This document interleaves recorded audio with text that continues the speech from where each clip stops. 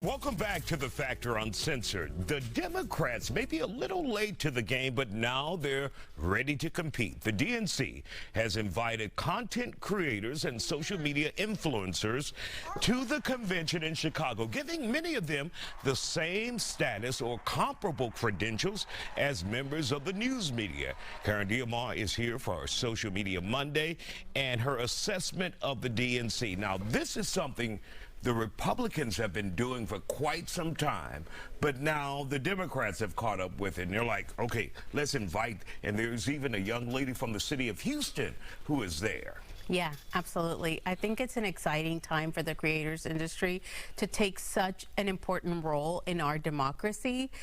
They've been invited to the DNC to speak on the values that they hold true to themselves and be a representative of their communities at the largest, Democratic convention. And so, to me, this is really exciting for the creators that have been invited. The difference between them and maybe members of the news media, when you get that invite and you're a private person and you don't have to adhere to journalistic standards, you may be a little bit more positive. Exactly. Well, not that you might be and that's positive. okay, as long as people know they're cheerleaders. Right. You're going to be cheerleaders. You're also going to have to, be true to your brand. The first instance that I saw of a influencer that I followed since 2020, which is her first 100K, Tori Dunlap, was 4 days ago when she posted, "I'm going to the DNC." And she followed that post up by saying she lost hundreds of thousands of followers or thousands of followers immediately after, because now they're taking a stance, right? I followed you because you were giving financial advice, or you were, inspiring me to think about a certain, topic in a certain way, in a different light. But now you're putting yourself out there, you're going to the DNC, and now people are losing, their followers. I don't think that they're being expected to go there and say, hey, you need to talk positively about us.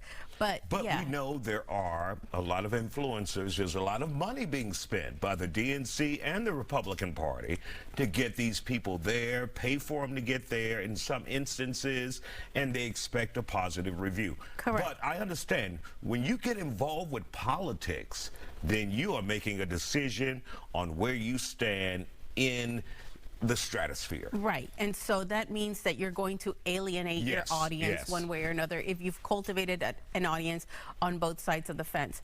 I think the difference between what the Republicans have done as far as influencers, at the Republican National Convention, they had Hulk Hogan, they had Amber Rose.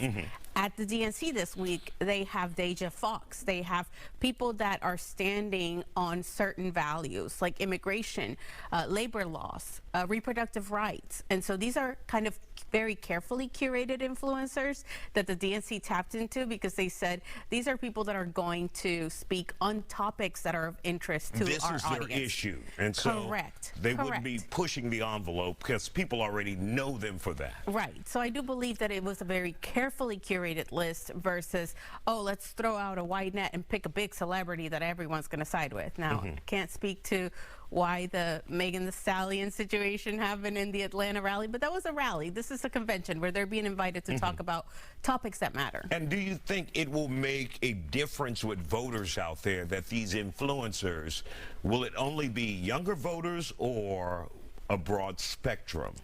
From what I've seen, the influencers that they're targeting are between the ages of 21 to 35 years old. So I do see that it is obviously a younger skewed creator that they're targeting, and they're trying to reach, a younger demographic by rolling out the red carpet to these, content creators.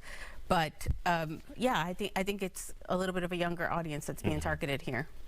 And so when we have these content creators, what have you seen? Have you been able to monitor them so far? What are they posting, if anything? And obviously it just started today. And if you haven't, you haven't. Yeah, so today's day one. I think we're going to be able to do some social listening this week and figure out how many impressions their campaigns got, see if they have any tracking hashtags that we can follow, and just get a gauge on what the performance has been so far. Obviously, the Kamala HQ team has those analytics and tools in place to measure the success of their campaign. If they're like, you ain't getting people, get you. Right.